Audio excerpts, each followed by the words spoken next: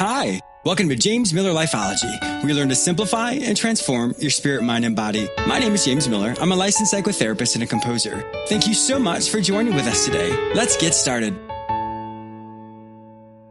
Did you know that on jamesmillerlifeology.com, you can enroll in the academy I created for listeners just like you? I've created courses you may take at your own pace, which will help you simplify and transform your spirit, mind, and body. Enroll in one of the classes today.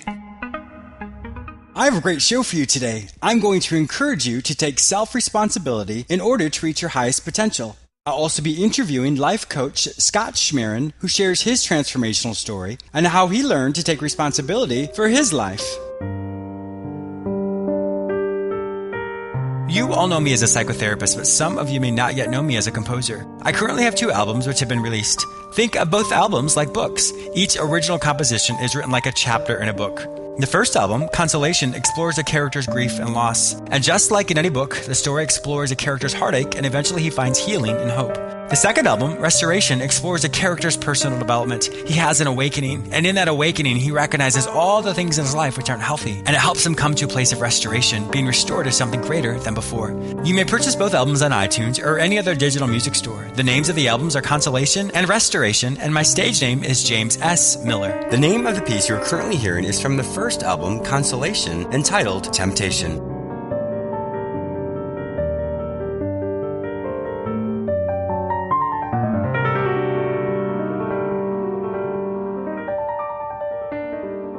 Taking responsibility.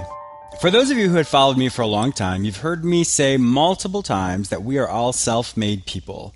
The great thing about Lifeology is essentially we're studying everybody's life. It doesn't matter how successful you are or how unsuccessful the world may see you to be, you're still a self-made person. So each action we take today determines the success for the next moment. And then as those actions and consequences continue to add up, it creates the person you are today. As we grow up, we understand things a certain way. The childhood templates that we create when we're kids often determine how we act out as adults. In previous episodes, I've talked about thinking errors. So essentially, whatever our perception or our belief is about a situation determines the thoughts that come in our head. The thoughts then determine what we're going to feel, and then the feelings then tell our body what to do. So anytime we have a situation where our perception about that, based off of kind of the templates we've used throughout life to help us figure out what's going on in the world, those perceptions then tell us what to think, then what to feel, then what to do. And then after a while, we just go on autopilot. Something happens, we react, and then we repeat the whole cycle over and over again. And then pretty soon we wake up one day and we think, oh my gosh, I can't stand my life. Look at everyone around me. It seems as if they're much more successful than me. And then you become very frustrated about that. Unfortunately, I don't have enough time to really explore this lesson in the way that I'd like to. So I'd really recommend you go to my website, jamesmillerlifeology.com, and read the articles that I have called Thinking Errors. And I did a YouTube episode on that as well. I really want you to look at those 15 common thinking errors, because what happens is if you automatically use those templates and how you perceive the world, you're never going to be as successful as you would like to be. A quick little example of those, if you find that you're overreacting, if you feel self-entitled, if you're blaming others, if you're punishing others, if you're not taking responsibility, and you just feel as if everyone is against you, those are really good examples of what a thinking error is. So if you find that you're having those feelings in any of these situations, you are actually using these templates, which is essentially going to defeat you from being the best person you can be. Your belief system is the strongest thing you have. Your core belief, what you believe about yourself, is going to determine if you are going to move forward in your life or you're going to stay where you currently are. Whatever you tell yourself is going to be a reality. If you believe that you're going to be unsuccessful, if you believe what people told you when you were younger, or if you believe that an event you went through is now who you are, for example, if you're divorced, then you'll always be divorced. Or if you're overweight, then you'll always be overweight. Those are, unfortunately, lies that you have believed. It's only true if you believe it to be true. And my friend, it is not true at all. There is absolutely no reason why you cannot be as successful as the person you see on TV. There's no reason why you can't be as successful as that person that you sometimes envy because it seems as if their life is much more successful than yours. You have every opportunity to become the person that you want to be, but the choice is yours. Today is a day to take responsibility for where you're at, because as soon as you do that, you will then start to become the self-made person that you've always wanted to be. A quick example of one of the courses you'll find in the Academy entitled When All Hell Breaks Loose. We've all experienced those times when nothing seems to go right.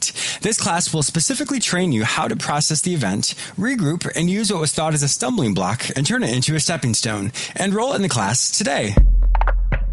Scott Schmaren is a nationally known hypnotist, speaker, coach, author, television, and radio personality. He is going to share his own transformational story and how he inspires and helps his clients achieve any of their goals. Welcome to my show, Scott. Thanks for having me, James. It's a pleasure. Now, the person with whom I'm speaking right now, this confident person, is definitely not the person that you were when you grew up. Is that correct? I would say that I am very much a different person than what I used to be, yes. Yeah, so tell us about that, because I want people to understand from where you came versus where you are today. Sure.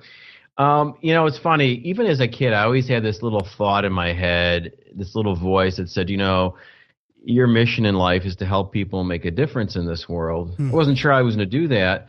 But as a kid, you really would have noticed me because I was the fat kid in my neighborhood. People noticed me. I mean, I was made fun of and bullied by kids, and you know what? The parents made fun of me too. Really? And I spent most of my life withdrawing from the world because I was sensitive and being teased, watching really bad sitcom TV from the 60s and the 70s and eating.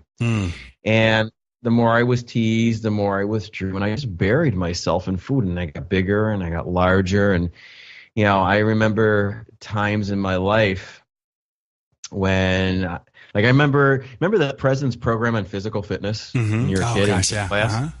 I used to hate that. Yeah. It was push-ups and sit-ups and all kinds of ups, and none of them I did very well. But the part I hated the most is I knew they were going to weigh us on one of the days. And it was the same thing every year. I always wished there was some new kid that moved into my neighborhood who was bigger than me so he could take the title of being the fattest kid in the class. And in our gym class, our gym teacher weighed us from the lightest to the heaviest kid. Oh, and my gosh, it's so sad. It was awful. It would be the same thing every year. It'd be the end of gym class, and all the kids would be on one side of the gym that had been weighed in, and I'd be sitting on the other side of the gym by myself, waiting for the call. And the gym teacher would call out my name, and all the kids would cheer and laugh, and I'd put on that really big, fake, stupid grin on my face while I was crying on the inside, going up there knowing that I was the heaviest kid. And that voice inside of me started to grow more silent.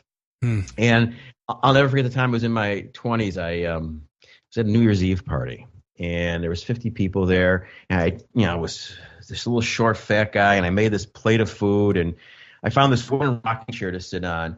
And I remember sitting in the chair, and the chair broke. Oh, my gosh.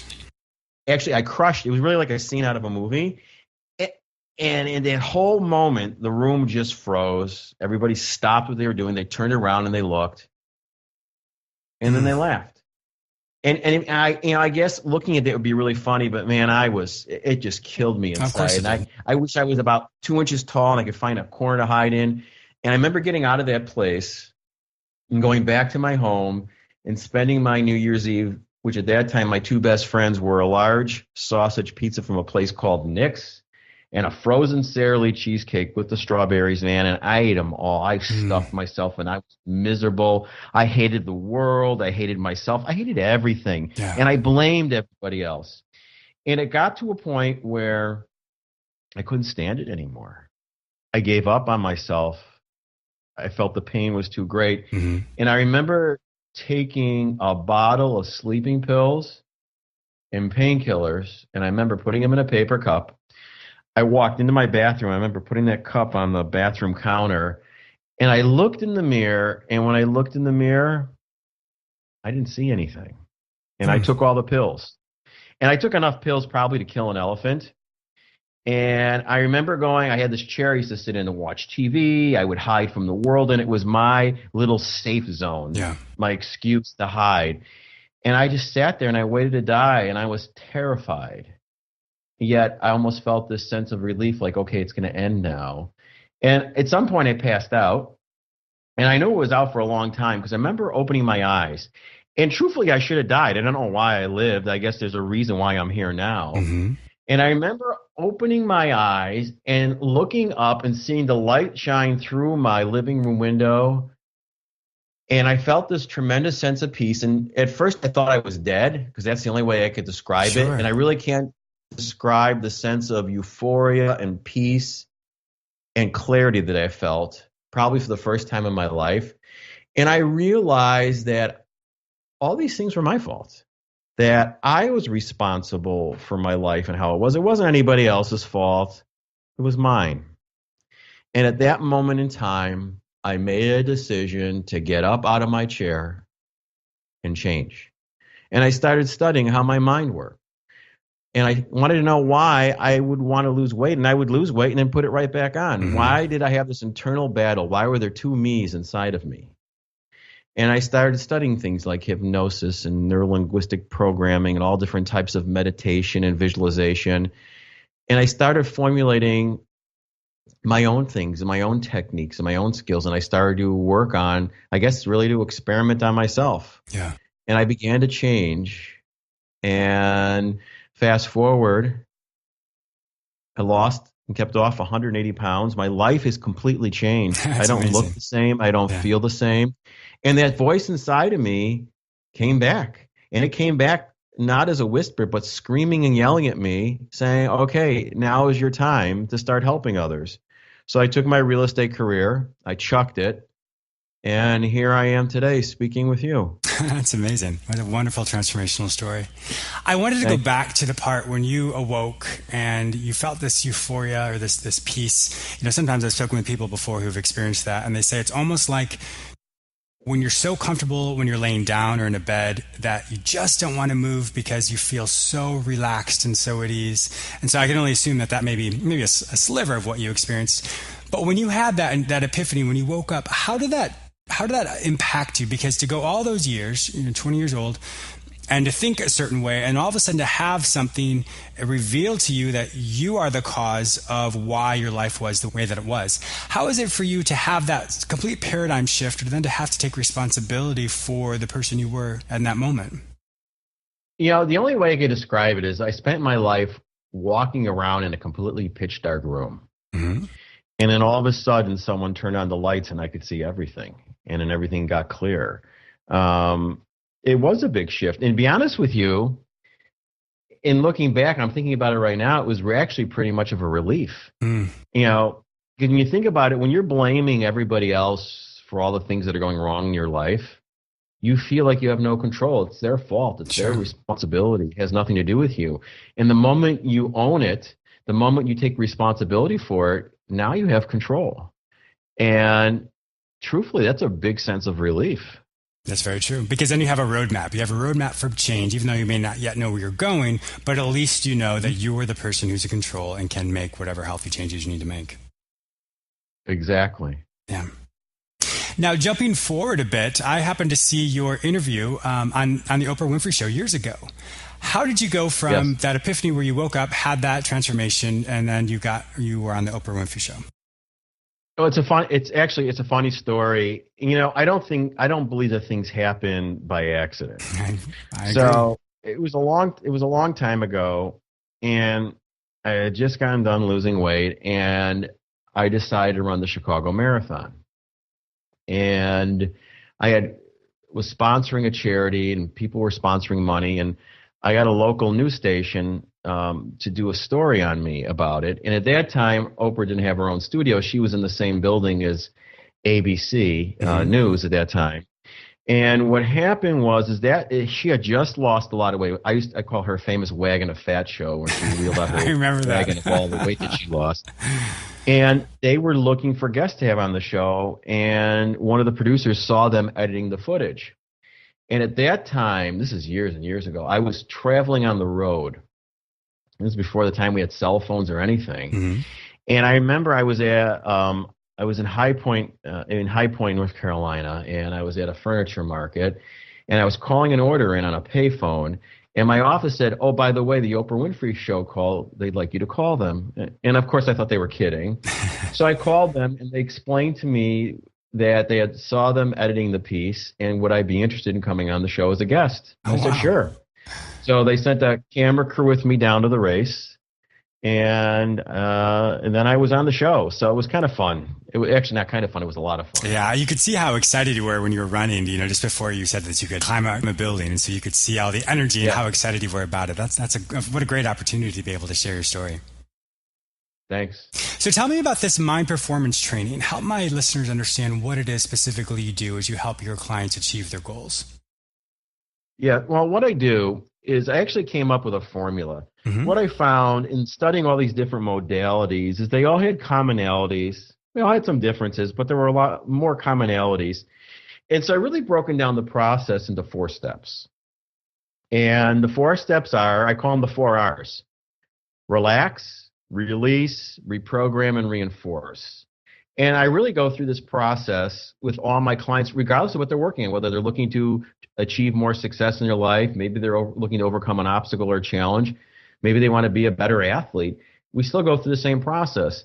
And the process goes this way. You have to learn how to relax. Mm-hmm. In the relaxed state of mind and body, all things are possible. You have access to all of your resources, your skills, all the things that are truly amazing about yourself. Like an athlete performing in the zone state is in a fully awake, relaxed, hypnotic state. They'll tell you that they seem to be controlling time and that everything else is moving slower than them. Yeah, I've experienced that And before, once yes. once you're able to access that state, then we work on releasing all the old junk, garbage, and the crap from your past. Things from the environment you grew up in. Maybe there was abuse. Maybe it just you grew up in an environment that was very negative. Those things act as filters. They shape and mold you in what you believe to be right and wrong. And until you remove those filters, anytime you try to change, it's just going to pull you back to where you were before. It's why so many people lose weight, they feel good, and they put it right back on. Mm-hmm. And then once you get rid of those filters, now you can reprogram your mind. You can put new ideas and new thoughts and new habits and how you want to be physically, mentally, spiritually, emotionally, your career, relationships, everything. And your really cool thing about your subconscious mind, it doesn't really distinguish between what's real and not real. So if you give it these really great, empowering pictures, it'll say, yes, let's go do it. And it'll start driving towards it. And then the last step is to constantly, consistently reinforcing those changes so you don't go back to where you were before. It's a very, very simple formula. Yeah. In my field, we call those cognitive schemas or cognitive dissonance that people often have. So the template they've created for themselves all throughout the years, all of a sudden becomes a reality when they're the ones who've limited themselves, or rather we are the ones who've limited ourselves to think a certain way or to be a certain way. And often when that happens, many people can't, as you've said, achieve their goals. Correct. Yeah. Do you often talk about the different stages of sleep? Just before you fall asleep, the brainwaves that you actually create, that's usually the time that most people, like for smoking cessation, and anytime people want to make a change, that's when they go into that relaxed stage just before they fall into unconsciousness. Do you also explore that as well, as far as the different brain waves, like the alpha, beta, and the theta waves? Do you talk about that as well in your methodology? I'll talk about it with you. I mean, usually with my clients, they don't care about stuff like that, but sure. I mean, you're accessing that bandwidth between alpha and theta is where all great change takes place. Correct. And it's powerful. And that's really one of the things when I'm talking to some clients who want to make a very intrinsic change, that's one of the times I really help them also make that change, is during that time, just before you sleep. The visualization that you create just before you fall unconscious really solidifies it in your unconscious. And that's kind of the last thought you think of, which then creates the whole belief system and kind of shifts that belief system to help someone have a different, essentially a paradigm shift or a whole world shift upon waking up. So while they're unconscious, that whole part of them really understands it to be different, kind of solidifies it inside of them, and then when they wake up, they're stronger because it's now a part of who they are. Well, I agree. It's interesting. If you ever read the book Think and Grow Rich by Napoleon Hill, in his complete work, Law of Success, he talks about all these, at that time, these highly successful men, the most successful men that walked on the face of the earth at that period of time, the people like Henry Ford and Thomas Edison and the Wright brothers and Alexander Graham Bell. One of the commonalities they had, every night when they would go to bed, as they were falling asleep, they would focus on, as Napoleon Hill would say, their chief aim or their definite major purpose in life. or their vision or their goal, however you want to describe it. And they would go to sleep on it, allowing their subconscious mind just to play with those ideas all night long, figuring out how to do them. Wow, that's amazing. And what was his famous quote? Whatever a man believes he can achieve. Is that what it was? Right. Whatever a man can conceive and believe, he can achieve. Correct. Yeah, and clearly that's very true. Now, with the people with whom you work, what are some of the success stories that you have? There's a lot of them. You know, I have a lot. One of my favorite stories is I worked with this female bodybuilder, and I love her because I'm 5'6" and I'm a head taller than her, so I feel really big when I'm with her. And she came to me. She had this really big goal. She wanted to win a national pro bodybuilding championship and become a top level pro, and then open up a gym and train other fitness competitors. Mm-hmm. So I worked with her. She was always falling short of that goal. So I worked with her during her training cycle, which, you know, those people really work really hard. I couldn't, nor would I want to do what they do. Well, it's like a full-time job. So I started, yes. And I started working with her, and all we did was change her focus. I noticed she didn't have a clear picture of what that really meant to her to win. And we created that picture in her mind of her winning and then what would happen afterwards. So fast forward, she enters a national IFBB Pro Bodybuilding Championship. She enters 3 divisions. She wins all 3 divisions. She actually wins 2 professional titles. Wow, that's amazing. Now, here's what the interesting part is. She was 56 years old when she did that. Wow, that is incredible. She won her division. She won the age division under her, and she won the age division under that one. Oh, my gosh. That is so amazing. Oh, my gosh. I love it. That one division, the woman she was competing against was not that much older than her daughter. Wow. Then, after that, her gym opened. She was able to open a gym. She was able to take it from seeing it in her head to making it actually happen. And then a year after that, the gym doubled in size. That's absolutely incredible. In fact, it's still there today. And I love telling that story because she did something that no one else did. And she was told that she couldn't do it 56 years old. And she's just a miraculous woman, and it was fun to be part of her journey. I bet. That is just such an incredible story, Scott. I'm sure that felt phenomenal for both of you. And not only for her to be able to break out of her own age bracket and do the things that she was told she couldn't do, but also for you to be on the other side of it as a coach to really help her navigate through that. What an amazing story. I wanted to ask you this as well. Do you find often when you meet with some of these people that when they have this goal that they have, all of a sudden they have this, once they achieve it, they often get stuck and don't maybe move their goal to another level. And so with that, often their life can become stunted? I don't have that issue with my clients because we usually work on, okay, you know, this leads to that and that leads to the next thing and the next thing. What I find is that most people that don't succeed at achieving what they want is they start to make progress in the direction they want to go in. And then they feel it, and everything they did to get there, then they stop doing it because they don't think they need to do it anymore. And then they start drifting back to where they were before. Yeah. Which is typically what I see. Sure, which is essentially what they did prior to coming to you. You know, for example, you said that sometimes when people lose weight, then they end up gaining it back. And so it's pretty much that cognitive distortion that we talked about earlier. Yeah. What do you think one of the main reasons overall is why people just don't even try to achieve their goals? You know, they have these ideas, but they just don't even try overall.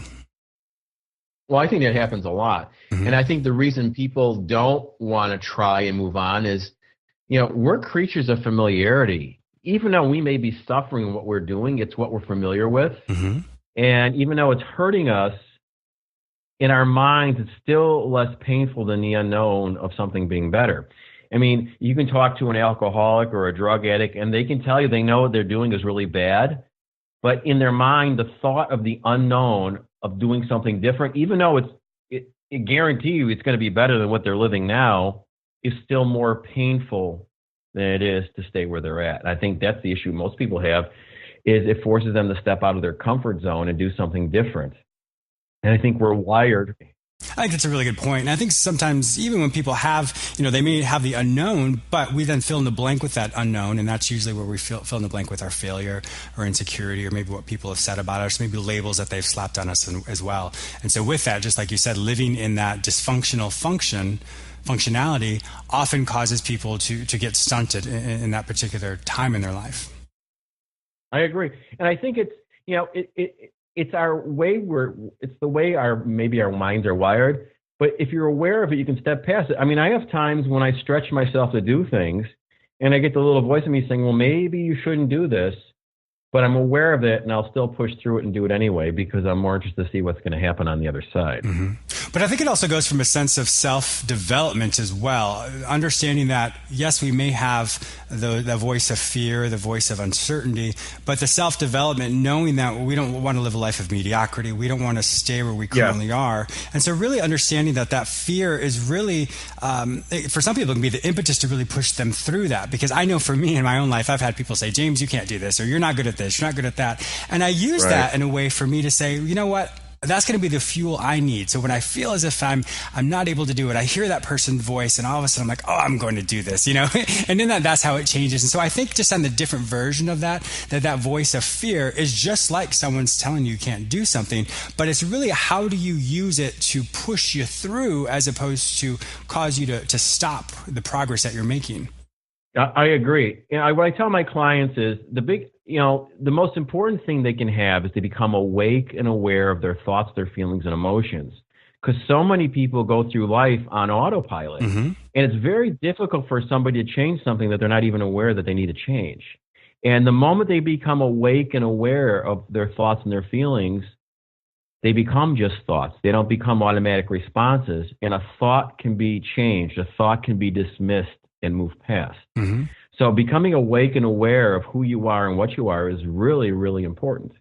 So how would you have people start, or where would you have them start, rather? Because sometimes people just don't even realize that they are living in mediocrity or that they are maybe stunted in their personal development. One of the things I tell people is a very simple way to start is to start writing down what you want. And, we live in a world where we don't write things out anymore. We're always typing things on computers. We're texting. But there's great power in writing things out, and it has a huge impact on your subconscious mind. We have a tendency to believe that what we write out in our own handwriting to be true, even if it isn't.